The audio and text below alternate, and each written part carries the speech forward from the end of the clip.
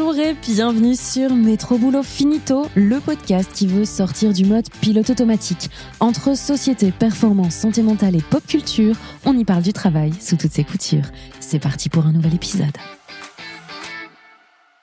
Bonjour, j'espère que vous êtes en forme. Moi, cette semaine, je suis ravie de vous retrouver pour un épisode très particulier parce que vous allez voir qu'on a une thématique un petit peu controversée cette semaine puisque j'accueille au micro du podcast Chana Liez, qui est astrologue, entrepreneuse. Et quoi d'autre? C'est quoi tes multiples casquettes, Chana? Alors, je suis également autrice, conférencière, facilitatrice de cercles de femmes. Voilà, en tout cas, merci à toi, Marline, pour l'invitation. Eh ben, avec grand plaisir. Écoute, Chana, moi, je suis ravie parce qu'aujourd'hui, on va parler d'astrologie, du coup.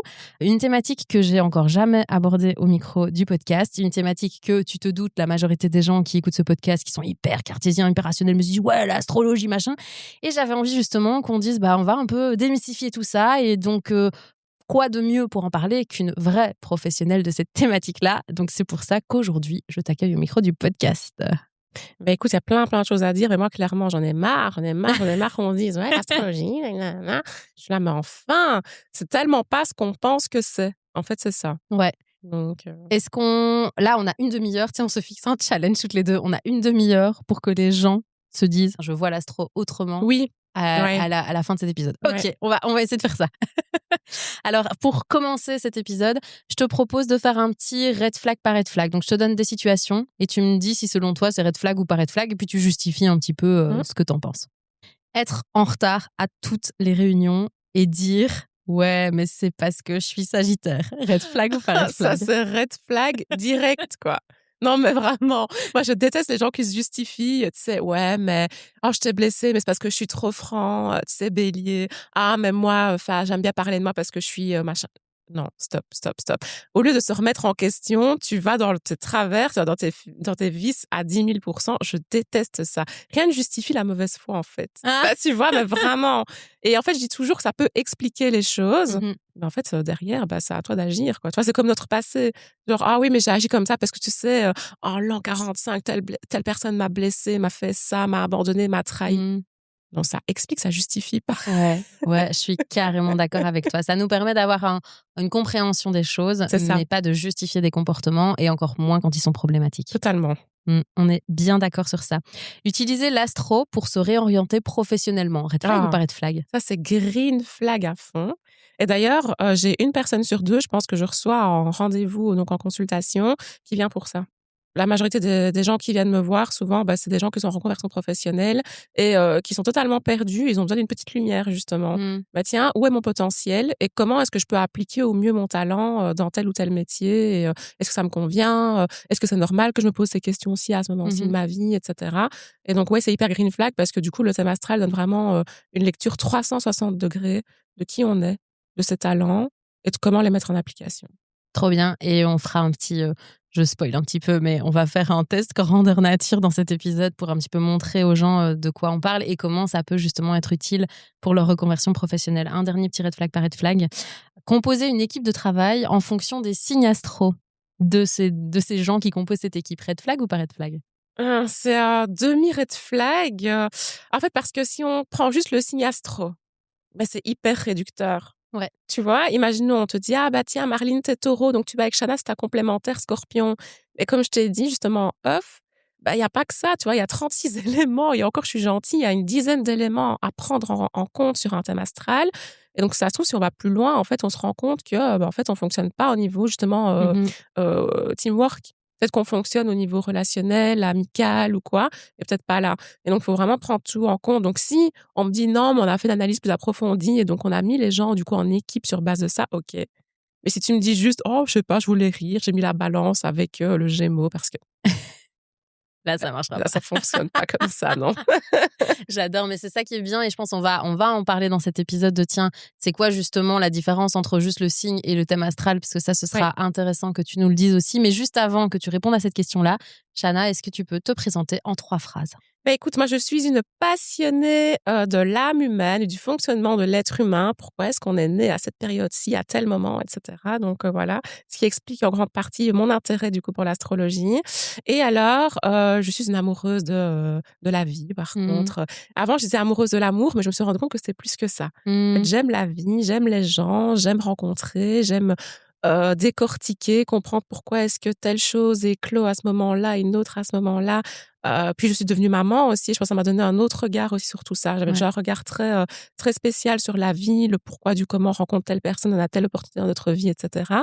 Mais devenir maman, ça m'a encore ouvert un autre rapport à la vie, en Mmh. fait. Et donc je me suis dit: «Bah, en fait, oui, c'est ça, je suis une amoureuse de la vie, quoi». En plus, je suis, une vraie fille de la campagne et donc je pourrais rester des heures dans mon jardin comme ça, observer la nature qui fleurit, puis après qui meurt à certaines périodes, mais qui renaît toujours. Mmh. Heu, donc voilà. Et alors je suis une fervente, mais j'adore, moi, tout ce qui est, littérature, cinéma, Ouais. donc voilà, vraiment tout ce qui est pop culture. Et en fait, je trouve que ça a plein de rapports avec qui on est, ce qu'on fait. Et toi, tu as écrit plein de Ouais, bouquins en plus. J'en ai quelques-uns sur l'astro. Moi, je pense que je les ai ouais. à peu près achetés tous, ceux que tu as fait sur l'astro. Est-ce que je suis une fan de Chana? Peut-être un petit peu. Mais tu as écrit aussi une série. C'est quoi? C'est une trilogie? Oui, je suis en train d'écrire le Ouais, troisième, c'est ça, hein. mais c'est ça. Donc, il y en a déjà 2 qui sont sortis, donc Witch Games, qui sont du coup des romances, comment dire? Fantastiques. Donc c'est-à-dire que c'est dans un univers qu'on connaît et qu'il y a de la magie qui vient s'inviter. J'adore. Voilà. J'adore. J'avoue, mais je lui ai déjà dit en off, donc elle le sait, je les ai pas encore lus, mais vraiment quand je l'entends et en plus elle me parle de la rédaction du troisième et donc j'ai encore plus envie de lire les 2 autres. Voilà. Donc c'est dans ma to-do et je mettrai en description les liens, tu vois, pour y Oui, retrouver en description de l'épisode. Comme ça, si les auditeurs sont intéressés par ton travail aussi et qu'ils ont envie de voir un petit peu ce que tu fais, bah, je mettrai tout ça en description de cet épisode. trop bien. Trop bien. Du coup, on revient sur cette petite question que j'avais donc quand on a fait ce red flag par red flag. Je t'ai dit, tiens, est-ce que tu peux en fait expliquer peut-être pour les gens qui connaissent pas l'astro. En fait, si tout le monde sait l'astrologie, c'est quoi? Ah, je suis taureau, t'es scorpion, t'es machin. Mais c'est pas ça l'astro. Donc j'avais envie que tu nous donnes toi ta définition de l'astrologie et que tu nous expliques cette différence entre bah, l'astro qu'on connaît entre guillemets qu'on a vulgarisé versus le thème astral qui est quand même Mmh. très très différent du coup. Non, en fait, l'astrologie, c'est hyper complexe et je pense que c'est pour ça qu'il y a beaucoup de personnes qui abandonnent ou alors qui s'en tiennent qu'à leur signe astrologique. Mhm. Et en fait, c'est pas mal de le faire, c'est juste que c'est important de se rappeler que le signe astrologique, c'est une première partie de l'astro et comme j'aime toujours le dire, c'est un peu, ce qu'est l'apéritif pour le plat de résistance. Ouais. Et donc c'est vraiment une mise en bouche. Donc quand on dit: «Ah bah, je suis Taureau, je suis Gémeaux, je suis Cancer» et cetera, on donne déjà une première indication sur qui on est. Mhm. Pourquoi est-ce qu'on est né à ce moment-là, à cette période-ci? Donc vraiment, je parle de l'histoire avec un grand H, hein. Mhm. Pourquoi est-ce qu'on s'est incarné maintenant avec une mission qu'on porte ou plusieurs missions qu'on porte? Et qu'est-ce qui fait qu'on est qui on est? Mais c'est vraiment juste, un apéritif. En fait, le signe astrologique tel qu'on en parle dans l'horoscope et cetera, Mhm. c'est, la position du soleil au moment de sa naissance. Donc toi, par exemple, Marline, tu es Taureau Ouais. parce que tu es née au milieu du printemps. Tu es née au moment où les arbres sont en fleurs, où les oiseaux chantent. C'est le moment des récoltes et de l'abondance. On récolte les fraises, les framboises, les cerises. Enfin, on récolte plein de choses. On commence aussi à planter, du coup, les choses qu'on va récolter plus tard. Mhm. Donc, par exemple, les courges, et cetera. Donc, ça après, les grosses gelées, Saint des glaces, et cetera. Et donc, en fait, on va expliquer et exprimer, que le signe du Taureau est un grand épicurien parce que, du coup, les 5 sens sont, en fait, plus développés au mois de mai. Mhm. Donc, on entend les oiseaux qui chantent, comme je disais, on goûte, du coup, les fruits. On voit, bah, la beauté de la nature qui se réveille. On sent les bonnes odeurs parce qu'on Mhm. sort de chez soi et bam, ça sent les fruits, ça sent les fleurs, et cetera. Et alors aussi le toucher parce que généralement en hiver, on voit plus beaucoup de personnes Ouais. et puis après, en fait, on commence à enlacer les gens qu'on aime, et cetera, au mois de mai et c'est aussi la saison des amours, il faut se le dire. Ouais. Et donc, en fait, sur base de cette saisonnalité, on va dire que les personnes qui sont nées à ce moment-là, entre guillemets, c'est comme si elles étaient marquées par la saison à laquelle elles sont nées. Mhm. Et donc, c'est pour ça que la balance est la balance. Toujours un exemple que je donne qui est très parlant, même pour les gens qui ne connaissent pas l'astrologie, parce qu'on a toujours le stéréotype de la balance est indécise. En fait, la balance, elle est née au moment où le jour et la nuit sont égaux. Et donc, en fait, Mmh. elle a toujours envie de voir le côté positif, même quand le verre est à moitié vide. Mmh. Et en même temps, chez tout le monde, elle va toujours voir le potentiel de croissance aussi, même quand tout est «sombre» entre guillemets. Mmh. Parce qu'elle a vraiment cette envie d'équité. Elle est née pour, incarner l'équité, l'équilibre entre toutes choses, le jour et la nuit. Donc en fait, c'est ça, c'est plutôt cette poésie-là, en fait, que j'invite toujours à avoir avec Mmh. l'astrologie. Quelle est la saisonnalité dans laquelle on s'est incarné? Ouais, Et qu'est-ce que ça vient dire de soi? On dit toujours: «Ouais, les Capricornes, ils sont durs, froids». En même temps, les Capricornes, mais c'est des battants de fou. Ils sont nés au mois mmh, de janvier, à la période où il y a plus rien dans ton potager, la période où tout est ouais, gelé, il fait super froid, c'est le solstice d'hiver, donc c'est le moment où la nuit a vaincu le jour et mmh, donc il fait plus souvent noir que jour et donc enfin, c'est des gens qui ont besoin d'avoir une vision hyper ambitieuse, d'être durs, en fait, ouais, pour se dire: «Je vais survivre à cet hiver qui est rude et qui est long pour arriver au printemps après qui va renaître», tu vois? Mais c'est pas facile et donc ça, c'est le signe astrologique, donc c'est l'incarnation, vraiment la temporalité, sur le calendrier. ouais, Quand est-ce qu'on est né? Qu'est-ce qui se passait à ce moment-là? Et comment est-ce qu'on peut le traduire dans la personnalité? c'est ça. Et puis après, il y a le thème astral. Là, c'est vraiment une photo du ciel au jour, à l'heure et en fonction du lieu où on est né. Et donc là, on va vraiment dire: «Ah bah oui, en fait, quand tu es né, il y avait la lune qui était en balance, il y avait Vénus en bélier». Et donc après, toutes ces cultures populaires et donc moi, l'astrologie que je pratique, il faut que je le précise, Mmh. c'est l'astrologie de chez nous, on l'aura compris, je Ouais, parle des 4 saisons. Dans les pays tropicaux, il y a pas 4 saisons. ouais, Donc voilà, moi ici, l'astrologie du coup que j'enseigne, c'est l'astrologie tropicale basée sur la course du soleil. ouais. Mais le soleil dans l'hémisphère nord, donc divisé en 4 saisons. Mais donc, après, on va également continuer dans cet apport culturel, dire, Vénus, c'est la planète de l'amour parce qu'elle est reliée à la déesse Aphrodite et donc Vénus, sur le ciel de quelqu'un, va expliquer, exprimer comment est-ce que cette personne aime. Ouais. Puis Mars, la guerre, l'action. Mmh. Arès, le dieu de la guerre. Comment est-ce que cette personne entreprend dans son quotidien? Et ainsi de suite. Et donc à chaque fois, tout est traduction en fait de la mythologie gréco-romaine. Ouais, Et après, comment est-ce qu'on le transpose dans l'univers de quelqu'un, dans sa personnalité? c'est ça. Oui, donc je mettrais peut-être pour les auditeurs, une photo ou quoi d'un Oui, d'un d'un thème astral, tu vois, pour montrer. Mais donc effectivement, tu as vraiment ce truc de, tu as ton signe solaire, mais en fait, tu as les 12 signes. ouais, Et tu as un positionnement de 12 planètes, c'est des ça, 12 maisons et donc en fait, c'est hyper complexe quand tu c'est regardes, ça. ça peut être hyper effrayant en fait, hein, quand tu C'est pour regardes. ça. Et c'est pour ça que généralement, juste connaître son signe astrologique, c'est déjà bien. Oui. Donc franchement, si vous êtes juste en mode: «Ah mais je connais rien, je connais juste mon signe», c'est déjà bien. Donc il faut commencer quelque part, donc c'est pour ça qu'on parle de ça, mais donc on est obligé de simplifier quelque chose de très complexe Ouais, et c'est pour ça que l'horoscope paraît simplet. ouais, c'est ça. C'est juste pour ça, en fait, c'est parce que, on va pas commencer à dire: «Ah mais du coup la lune est en trigone avec Uranus et Neptune était» non, je vais vous perdre là, tous les Oui, auditeurs et les oui. auditrices là. Donc il faut bien commencer quelque part, donc le signe astrologique, quand est-ce que je suis née? Tel jour, c'était quelle saison? Et puis, c'était, le début du printemps, la fin du printemps, le milieu, Ouais. voilà. Comment est-ce que je me sens à cette saison-là? Comment est-ce que cette saison, entre guillemets, on peut la décalquer sur moi d'une Mmh mh. certaine Mmh mh. manière? Mmh. Physiquement parlant, mais dans le caractère aussi, dans les habitudes, tout simplement. Voilà et comme je dis, moi, ça a encore changé depuis que je suis devenue maman, parce que je l'ai vu avec mon propre fils et je me suis dit: «Mais c'est quand même fou, quoi. C'est quand Tu même tu fou». vois déjà des traits chez lui, Ah dès le départ, quoi. ouais. Mais c'est chaud. Tu te dis: «Ah waouh!» Même les gens qui n'y croient pas, tu te dis: «Mais comment c'est possible?» Et surtout qu'en plus, ne pas y croire, enfin, c'est fausser une fois de plus l'interprétation de l'astrologie, parce que c'est pas une croyance. Mmh. C'est, moi je le vois comme une langue, c'est pour ça que je parle toujours de poésie et Mmh mh. cetera. Mmh. Moi, j'utilise vraiment l'astrologie comme une langue et pour moi, c'est vraiment un outil de développement personnel, quoi, c'est pas une croyance. C'est genre, tu vas l'utiliser ou tu l'utilises pas. Ouais, exactement. Et d'ailleurs, en parlant d'outils de Ouais. développement personnel, en entreprise, il y en a plein, le MBTI, le DISC, et cetera. Le DISC, finalement, c'est on te met, aussi dans 4 cases, hein. Tu es rouge, tu es bleu, tu es vert ou tu es jaune. Pourtant, ça, c'est hyper encensé en entreprise. On va dire: «Ah, on adore, on fait des formations sur le DISC en entreprise». Et là où on va te dire l'astro: «Ouais, ça non, on n'y croit pas, c'est du bullshit, on met pas ça en entreprise». Déjà, qu'est-ce que ça t'inspire quand je te dis ça?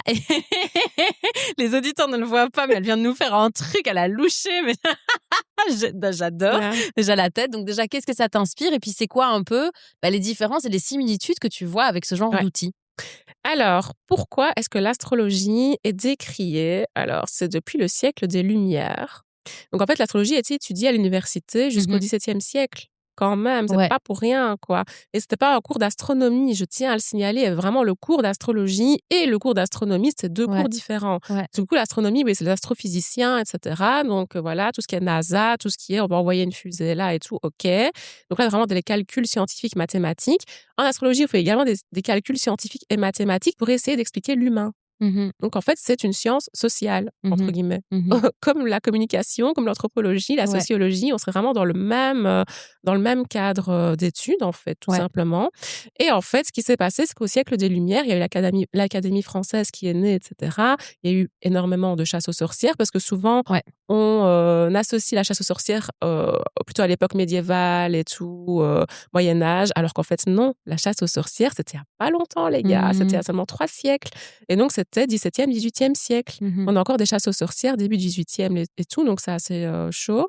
Et en fait, ils ont dit: «Ah ben non, en fait, on va seulement garder à l'université les sciences dures qui vont nous expliquer que 1+1 = 2 Mmh. et tout ce qui est un peu plus approximatif, qui est pas entre guillemets "vérifiable", dans un petit, bocal où on va mettre un petit rat, on va faire des expériences dessus et voir si ça fonctionne, on enlève de l'université». En gros, c'est ce qui s'est Mmh. passé. Et du coup, l'université, du coup, a fait sauter l'astrologie à cause de ça. Mmh. Parce que c'est pas assez, clair, Science quoi. dure, quoi, ouais, Ouais, c'est c'est ça. ça. Tu vois, genre moi je, suis Scorpion, bah, j'ai une meilleure copine, elle est Scorpion aussi. Bah, si on nous étudie dans un bocal, elle va pas pouvoir expliquer pourquoi est-ce qu'elle et moi, on a des caractéristiques, similaires, bah, tu vois, à part juste qu'on Mmh. est nés à des dates très proches l'une de l'autre, quoi. Et donc c'est «vérifiable» entre guillemets à 60-70% maximum et on va se dire: «OK, c'est pas vérifiable à 200 donc on ne croit pas trop». Mmh. En gros, c'est ça, mais il y a pas que ça. Tu as parlé du disque. Le disque, bah, du coup, ça a été inventé par un psychologue. J'ai oublié son nom, je suis très nulle avec les noms. Ça a été inventé par un psychologue il y a 3 décennies d'ici. Et en fait, vu qu'il est psychologue et que lui, en plus, s'est énormément intéressé à l'entrepreneuriat et à ce Ouais. qui se passait dans les entreprises, bah, en fait, il a voulu créer un outil qui était directement applicable en entreprise. Et donc, c'est pour ça qu'aujourd'hui, on l'utilise énormément, qu'en effet, on l'a traduit dans d'autres, disciplines comme le MBTI et cetera et qu'on se dit: «Ah bah, c'est trop bien, c'est scientifique». Mmh. Ça, un psychologue, du coup, qui a, entre guillemets, «vulgarisé» une méthode qu'il utilisait et qui l'a rendue accessible au grand public et on l'utilise uniquement pour la sphère pro. Alors que C'est vrai. l'astrologie, déjà, bah, sa vocation première n'était pas l'entreprise, Ouais. c'était l'humain et donc c'est-à-dire quand je vais faire la lecture de thème de quelqu'un, je peux en effet parler de comment est-ce que cette personne agit au niveau professionnel et faire son profil professionnel sur base de son thème astral, mais il y a également toute la sphère émotionnelle Mmh. et en fait, bah, l'émotion et l'entreprise, soi-disant, ça fait 2. Bon, Ouais. Marine, je sais que tu es pas du tout d'accord et que c'est pour ça d'ailleurs que tu as ton podcast, hein. Je fais partie de ta team. Mais voilà, on scinde énormément émotion et pro, alors que Ouais. pour moi, les 2 sont liés. On ne peut pas, voilà, nier qu'on est des humains qui travaillons. Mais du coup, c'est pour ça que l'astrologie est décrédibilisée parce qu'on se dit: «Ah ouais, mais c'est un truc, déjà, bon, bah, de base, ça a été enlevé de l'université, c'est pas pour rien». Alors que, bah, quand on revient vraiment à pourquoi ça a été enlevé de l'université, c'est pas parce que c'était nul. Mais il y a quelque chose d'intéressant Ouais. à aller chercher. Bah, tu vois, même Mmh. si c'est une pseudoscience, je pars du principe qu'il y a quand même quelque chose d'intéressant à aller y chercher. Sinon, Mmh. ça fait plus de 3 500 ans que ça existe, l'astrologie. Enfin, les premières sources qu'on a trouvées datent de plus ou moins 3 000 ans. Ah, ça ferait pas plus de 3 000 ans qu'on en parle s'il y avait rien à aller y chercher. Ouais. On serait déjà passé à autre chose. On aurait dit: «OK, c'est nul ce truc-là, poubelle». Et non, c'est toujours dans notre quotidien. Au point que, bah, tu allumes la radio, bah, il y a encore l'horoscope qui est diffusé. Mmh. Si c'était si nul que ça, on l'utiliserait plus. Mmh. C'est quand même quelque chose d'intéressant à aller y chercher. Mais voilà, c'est pas assez précis et pas assez, patriarcal, capitaliste peut-être. On peut les utiliser en entreprise, alors que pour moi, je trouve vraiment que ça pourrait être un outil fabuleux et que ça permettrait Ouais. vraiment de créer pas mal de cohésion dans les équipes, justement. Mmh.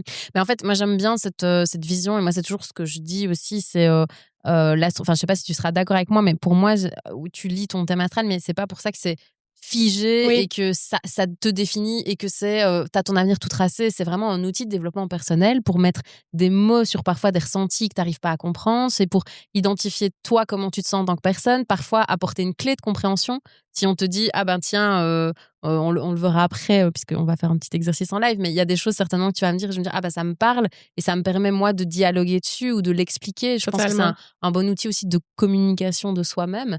Là où, bah, les gens ont tendance à dire, bah, si en fait tu es, taureau, alors tu es comme ça et donc Peut-être aussi ce truc de mettre dans une case qui empêche les gens de penser que c'est un outil qui va leur permettre de se développer ou de se comprendre mieux, Mais j'imagine. oui, et tu sais, des fois, j'ai déjà eu des gens qui me disent: «Ah mais j'ai peur de l'astrologie parce que du coup, Mmh. ça va me dire ce que je vais faire dans 15 ans». Mais non. Ouais, c'est ça. C'est pas déterministe, enfin et je pense que c'est ça qui est génial avec les nouveaux astrologues. J'ai toujours la nouvelle génération, donc vraiment les millennials ont entre guillemets «repris» l'astrologie, ils l'ont mis au goût du jour Mmh. et en fait, c'est qu'on utilise ça comme un outil interactionniste justement pour faire le parallèle avec la sociologie. J'ai toujours que les bons astrologues sont également des bons sociologues et des bons historiens parce que du coup, on est obligé de regarder ce qui s'est passé dans le passé pour comprendre et interpréter du coup les astres Ouais. et en même temps, on est obligé d'être au courant de ce qui se passe dans la société actuelle et de comprendre pourquoi les humains interagissent comme Mmh ça mh. entre Mmh. eux et pourquoi, du coup, il y a ces dynamiques-là qui, peuvent se lire dans le ciel, entre guillemets. C'est pas, Mercure rétrograde, donc il va faire la misère à tout le monde. Non, Mercure rétrograde parce qu'en fait, il est en réaction de ce qui se passe sur Terre. En fait, c'est comme un miroir. Ce qui se passe dans le ciel égale ce qui se passe sur Terre, ce qui se passe sur Terre égale ce qui se passe dans le Mmh. ciel. C'est un miroir, en fait. Et donc, c'est vraiment comme tu le dis ici, c'est pas: «Ah bah tiens, on te fige dans une case, tu es tel signe, tu peux pas en sortir». Au contraire, ça te permet de mieux comprendre comment tu fonctionnes. Et moi, j'ai toujours là où on met de la conscience, ben, on peut après se dire: «OK, je vais agir différemment et du coup, je vais tisser ma vie différemment aussi, sur base de ça». C'est ça. C'est la moitié du trajet, quoi, je dis toujours, c'est vraiment la boucle conscience, choix, confiance. Mmh. Tu vois, en fait, l'astrologie va te mettre de la lumière et donc de la conscience sur des choses qui te paraissent floues, sombres et pas «exprimables» entre guillemets, à haute voix et après du coup, ça va te permettre de prendre des meilleurs choix pour toi-même Mmh. et Mmh. vu que tu fais des bons choix, ça va te mettre en confiance dans ta Ouais, vie et dans, ce que ouais. tu entreprends. J'adore ce Mais ce oui, triptyque-là, mais oui. conscience, choix, Moi, c'est confiance. comme ça que je le Ouais, vois et donc moi, j'ai toujours mon rôle dans ce triptyque, bah, c'est, le début, c'est de mettre en lumière, ouais. mettre de la conscience et puis après, bah, les gens font prennent leurs décisions et puis après, bah, j'espère que ça leur donne confiance et moi, j'ai Mmh. toujours je suis le premier maillon de la chaîne.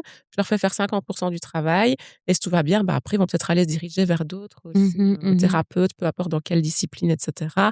Des fois aussi vers des psychologues et tout, c'est pour aller plus loin encore dans le travail et puis après, bah ils vont éclore quoi, ces petites étoiles qui vont commencer à briller, briller, briller, briller. J'adore, c'est hyper mais je trouve qu'il y a aussi beaucoup de poésie dans Mais ta on c'est le ça. disait au début, mais tu as vraiment une manière aussi hyper poétique de raconter, cette Mais en fait, moi, astrologie, parce je que je parle trouve, du principe que tout est interdépendant. ouais, Si on nomme les choses telles qu'on les nomme, c'est pas pour rien, tu ouais, vois? Donc, ouais, ouais, je suis c'est assez, ça que je dis, tu vois? Par exemple, toi, tu es Taureau. Bah, en fait, le Taureau, c'est le terreau. Donc le terreau, la terre, c'est la terre dans laquelle on va mettre les semences, les graines pour faire mmh. fleurir et cetera. Enfin, En fait, c'est fou parce que enfin oui, comme tu dis quoi, tout est lié. On parlait justement, ben, tiens, de ce thème astral et de tu parlais de incarner l'étoile. oui, Du coup, comment est-ce qu'on peut utiliser ça, pour sa reconversion professionnelle? Parce que tu as dit qu'une personne sur 2 qui venait chez toi, c'était aussi pour ouais. l'utiliser dans le cadre professionnel. Comment est-ce que tu utilises l'astro dans le cadre de la reconversion professionnelle? Bah, écoute, c'est vraiment, pour, l'aider justement à rallumer les étoiles et Mmh. là où il faut, donc là où elle ne regarde pas souvent la personne. Donc il y a vraiment, il y a 12 maisons, il y a plusieurs planètes, donc il y a une dizaine de planètes, puis après tu as les astéroïdes et cetera, je vais pas rentrer dans les détails. Mais en fait, quand on scinde le thème astral, il y a vraiment des thématiques phares, c'est les thématiques de la vie en fait, hein. Ouais, Tu as en fait chaque maison, par exemple, va représenter un domaine de la vie bien spécifique. Tu vas avoir une maison astrologique qui va parler, de l'amour, une maison qui va parler de l'argent, une maison qui va parler de la carrière ouais. justement, une maison qui va parler de tes relations amicales et ainsi de suite. Vraiment, bah, le domaine de la vie quotidienne qui sont scindés en 12. Et en fait, moi, ce que je vais faire, c'est que je vais aller analyser, étudier le ciel de naissance de quelqu'un et traduire du coup sur base de son ciel, là où est son potentiel. OK. Et donc, bah, tiens, maison 2 l'argent, maison 6 la routine quotidienne, maison 10 la carrière. Comment est-ce que tout ça se conjugue Ouais, pour donner un profil professionnel et dire à cette personne: «Voici comment tu es, voici ce dont tu as besoin dans ta carrière, ce qui te fait briller ouais, et là, par contre, tu as des faiblesses parce qu'il faut pas les oublier». Moi, j'essaie toujours de miser sur, les talents innés ouais. parce qu'en fait, je trouve que trop souvent, on s'attarde sur nos défauts.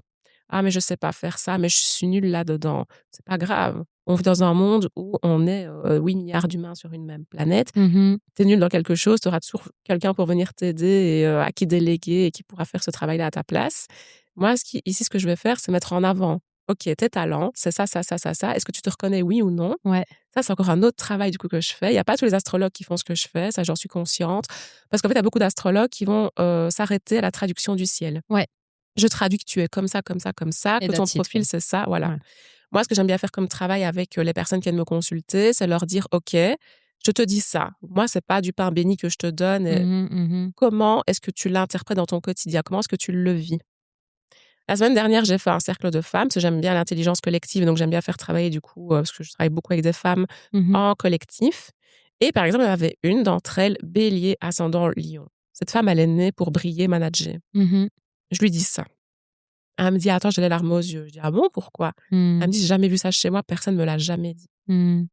Et je dis: «Ça fait quoi quand je te le dis?» Elle me dit: «Ça» elle me dit: Ça «J'arrive pas à ouais.» l'exprimer, mais j'ai quelque chose qui bouge, Ah ben moi j'ai des ouais, c'est frissons quand tu ça. me le racontes, c'est Donc elle me dit: ouf. «J'ai quelque chose qui bouge dans mon cœur et quelque chose qui a Mmh. envie de sortir quand tu me le dis». Et je Mmh. dis: «OK, on va travailler là-dessus». Je garde l'émotion et tout et je dis: «Voilà», elle me dit: «Voilà, je commence à sentir vraiment de la chaleur dans mon buste et cetera».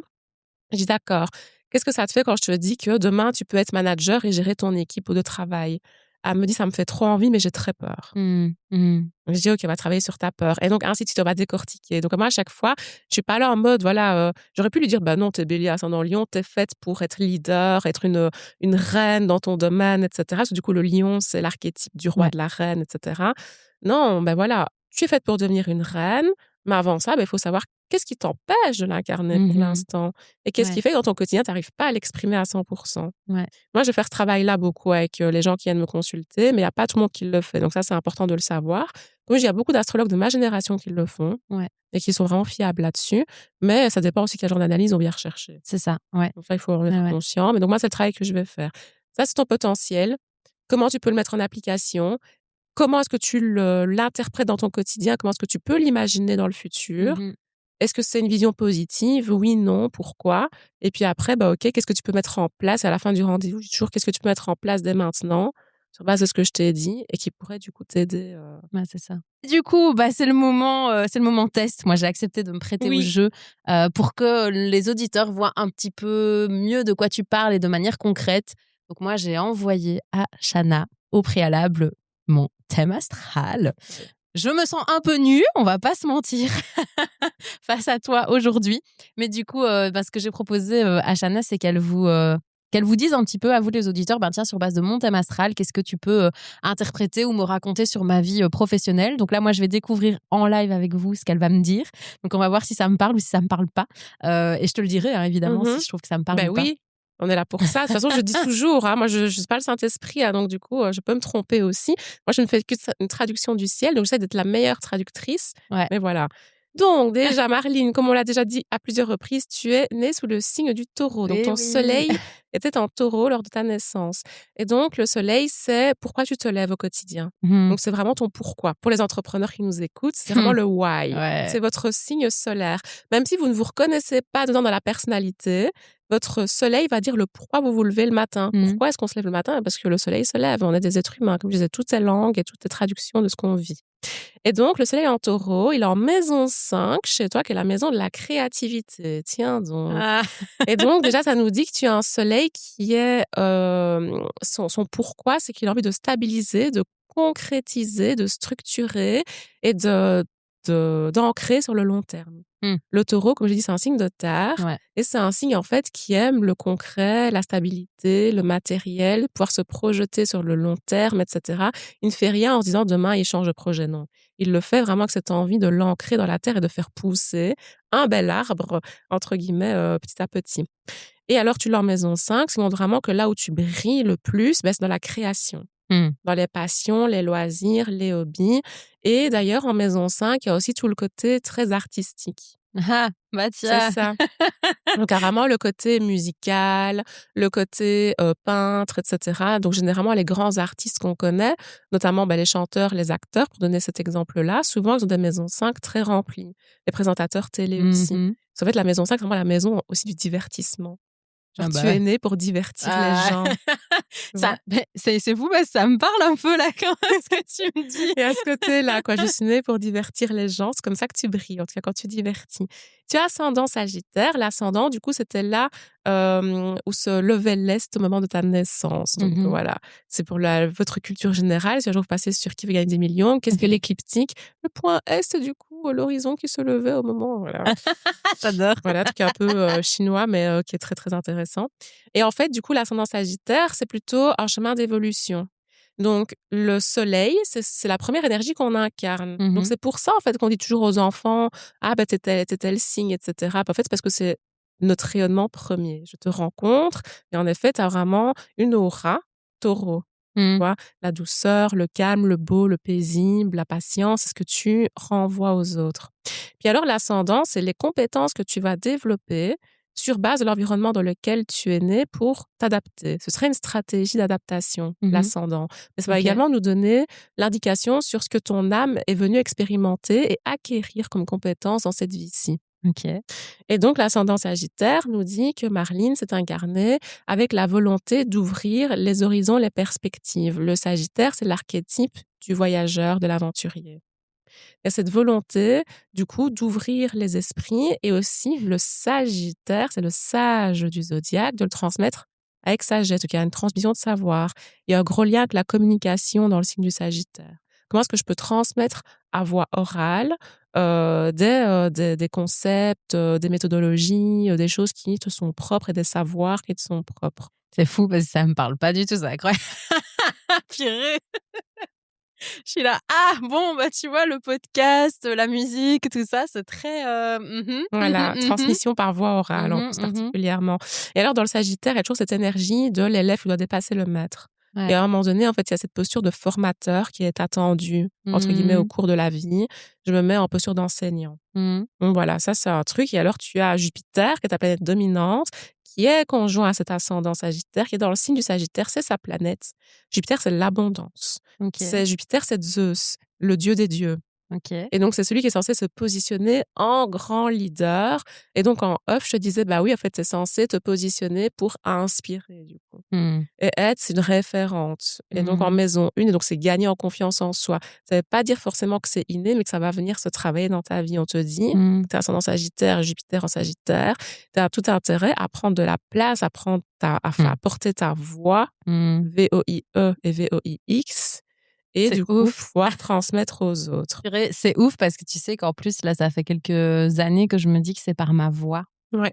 que ma mission de vie, que ma voix IE, c'est par ma voix IX que je vais la trouver. Et donc là, tu me dis, bon, Mm. les gars, je suis désolée si vous êtes sceptiques, les auditeurs, mais là, moi, je le suis pas du tout, quoi. Par rapport à ta carrière, moi, c'est ça qui m'intéressait. Ouais. Bah, du coup, tu vois, si je fais la conjugaison, maison de l'argent, comment tu gagnes ta vie, maison de ta routine quotidienne et maison vraiment de ton rayonnement socio-professionnel, bah, du coup, on a maison 2, maison 6, maison 10. Donc, on a Capricorne, Taureau, Balance. Et moi, je vais simplifier ça pour vous. Vous n'avez pas besoin de savoir c'est quoi ces 3 signes. Et en plus, Mmh. à ton signe lunaire, donc quand tu es né, la lune était en Balance. Ouais. Donc, dans ta maison 10, qui est la maison de là où tu brilles dans ta carrière, et en fait, la lune, c'est vraiment un aspect très important à connaître quand on a envie de s'intéresser un peu plus à l'astrologie. Soleil, ascendant, lune, c'est toujours comme ça que je commence. La lune, en fait, c'est plutôt vos besoins. C'est vos besoins, c'est ce qui vous nourrit Ouais. intimement et c'est la part de vous que vous ne dévoilez pas au grand jour.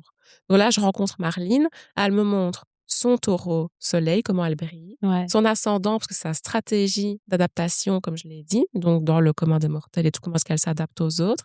Et puis la lune, c'est ce que ses proches vont avoir l'occasion de voir. Mmh. Et donc, ça va être vraiment sa part plutôt intime. Et alors, moi, je relis ça, on y croit, on n'y croit pas. Il faut croire au concept de l'âme.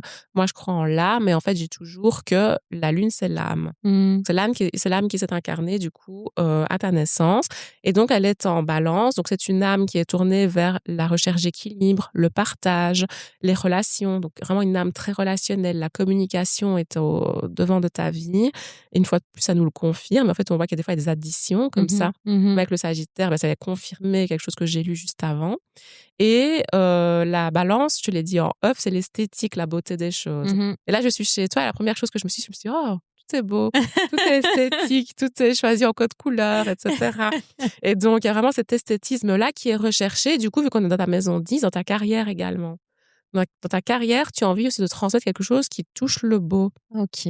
Donc vraiment la beauté, vraiment au concept de la beauté, tu as envie à chaque fois de transmettre via la beauté des choses, la beauté de la mise en scène, la beauté des mots. Ça peut être la beauté du coup de la voix à nouveau, la beauté de la transmission, etc. Mais toujours ça, et toujours en équilibre et justice. Et toujours avec une volonté de rétablir plus d'équilibre et de justice au quotidien.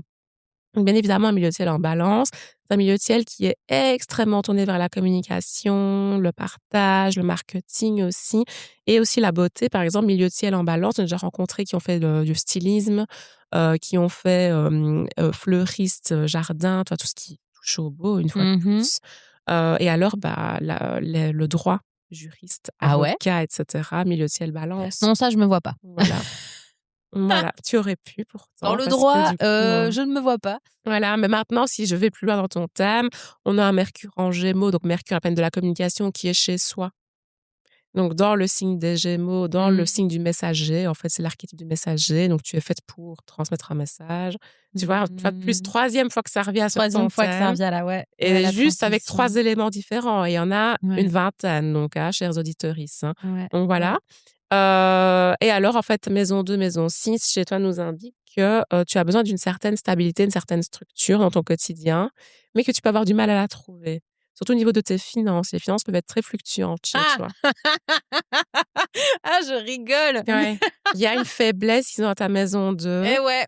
Donc, c'est vraiment là où tu dois t'épauler. Par exemple, te dire, tiens, où est-ce que je dois trouver des ressources et des gens qui m'aident au niveau structure financière. Coach financier, toi, tu aiderais me trouver en consulte. Je dirais, écoute, Marine, il te faut vraiment un coach financier. Il te faut un comptable qui est au taquet, qui regarde tous les petits détails, toutes les petites choses que toi, tu pourrais oublier, auxquelles tu pourrais pas faire attention. Tes prix, il te faut vraiment quelqu'un qui est peut-être dans tes pricing, etc. Tu veux dire, moi, j'aime bien faire du bénévolat. Voilà. Le problème de ma vie. C'est ça. Et des fois aussi sous-valoriser tes services Carrément. aussi. Parce qu'en plus, tout à l'heure en off, je disais que je voyais un syndrome de l'imposteur sur ton thème, qui est plus fort dans les relations amoureuses, mais qui peut aussi se dépeindre dans le professionnel. Et alors, par contre, on voit vraiment une gestion incroyable parce que tu as Mars en Lion. Donc Mars, c'est vraiment la capacité de Action et ouais, c'est tout. ça, action managériale et tout. Dans le signe du Lion, qui est du coup le souverain du zodiaque, Ouais. on se dit, OK, il sait gérer, déléguer, etc. Donc, c'est là, par exemple, par rapport à ta faiblesse financière, c'est là qu'il faut aller trouver les ressources. C'est ça, arriver à accepter de gérer, de déléguer là Et de ne justement à pas ce avoir moment-là. mainmise surtout. Ouais, c'est ça. C'est ça. Et Et là, donc, du coup, tu peux faiblesse financière. C'est bien. Voilà. Et alors, en même temps, tu vois, on voit que tu as la maison 6 en Taureau, ce qui veut dire que tu n'aimes pas être chamboulé dans ta routine. Autant tu es entrepreneur, mais tu vas aimer avoir une certaine Ouais. routine. Tu n'aimes pas quand les choses bougent trop, que tu dois tout le temps changer, par exemple, de service, de client. T'aimes pas ça. T'aimes Non, c'est bien vrai. te dire, OK, je suis établie. Limite, quitte à signer des contrats et tout avec des gens, même si tu es indépendante, pour être sûr qu'il y a une sécurité, stabilité et une fois de plus, apporter quelque chose sur le long terme aussi, par exemple, à tes clients. Exactement. Donc, ouais. Franchement, ça,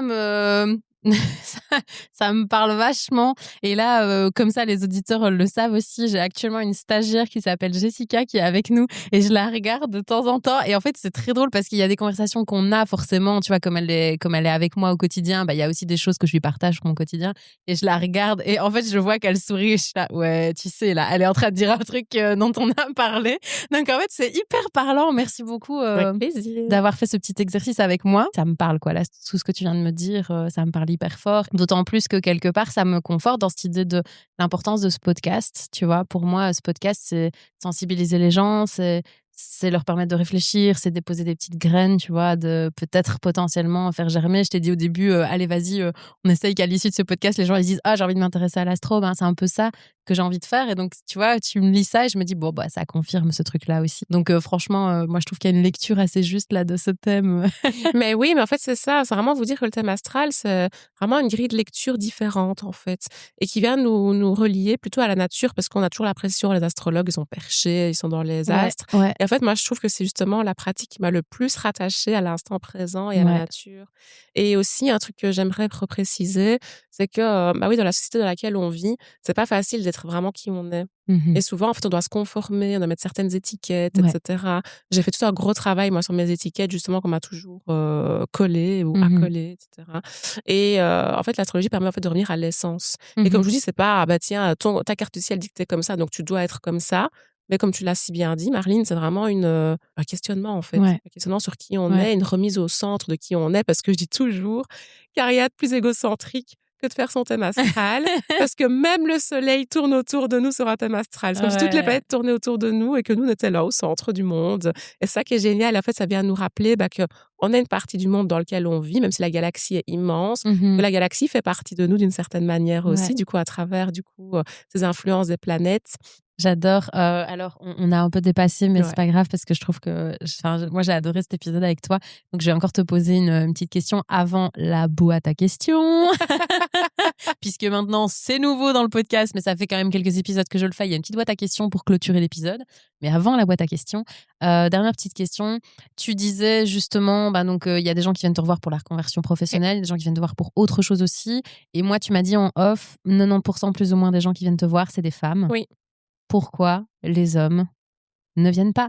Enfin, vraiment juste Marline, tu m'as posé cette question-là. bah oui, je voulais terminer par celle-là, Alors, évidemment. donc, chers auditeurs, il faut savoir que vous parlez à une fervente féministe. Donc, si vous n'êtes pas d'accord avec ce que je dis, voilà, c'est pas grave, c'est juste une question de point de vue politique et d'engagement. Mais donc, oui, moi, je suis convaincue que la femme s'adapte. Mais en même temps, nous sommes nés avec un corps qui s'adapte. Nous avons un corps qui, on le choisit ou non, peut porter la vie et Mmh. qui doit s'adapter du coup au cours de la vie. Ouais. Et qui, chaque mois, s'adapte déjà à la vie, qu'on la porte ou pas. La femme s'adapte au rythme de la vie, au cycle, et cetera. Demandez à un homme de s'adapter et c'est pas de sa faute, et vraiment, je vous en veux pas et je vous blâme pas du tout, les hommes qui écoutent ce podcast, loin de là. Mais en Mmh. fait, c'est pas inné chez vous, justement, de devoir faire un changement. Vous êtes censés être des êtres stables, Mmh. ancrés, justement. L'homme, par essence, et l'énergie masculine est une énergie de stabilité, d'ancrage, de solidité. Mmh. C'est les 4 murs qui font une maison. Ouais.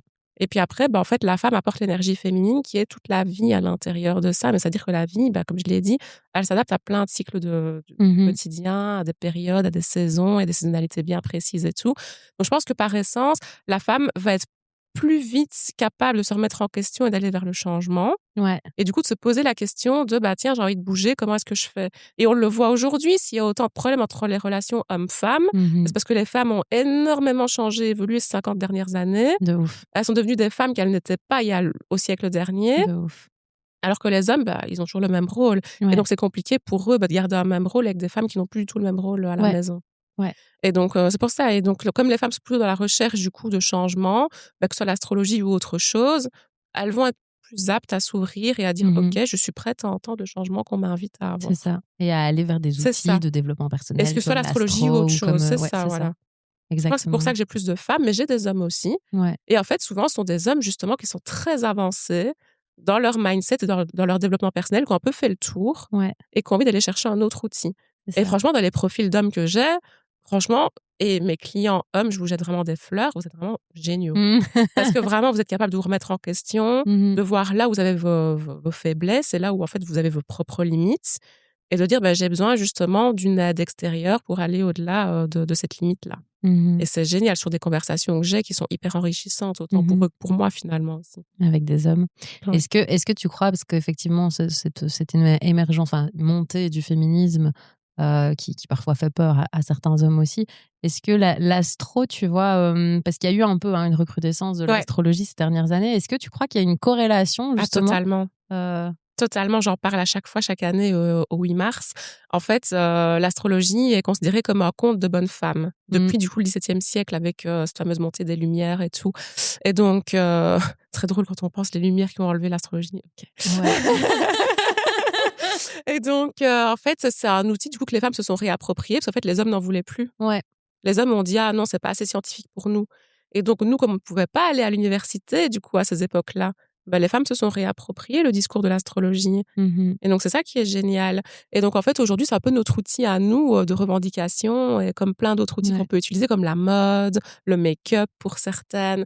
C'est plein d'outils comme ça qui ont été délaissés par les hommes, parce que les hommes se maquillaient aussi à une époque, faisaient hyper attention à leur esthétique et tout aussi.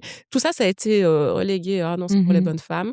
Et ben aujourd'hui, on les utilise comme des outils justement de revendication. Moi, je trouve ça hyper intéressant, mais bon là, on va encore s'écarter, on va faire un autre épisode de podcast, mais je trouve ça hyper intéressant en fait quand tu t'intéresses un petit peu à l'histoire et au féminisme et à cette histoire des femmes qui finalement, il y a eu un espèce de switch à un moment donné où la place de la femme n'a plus été la même dans la société, etc.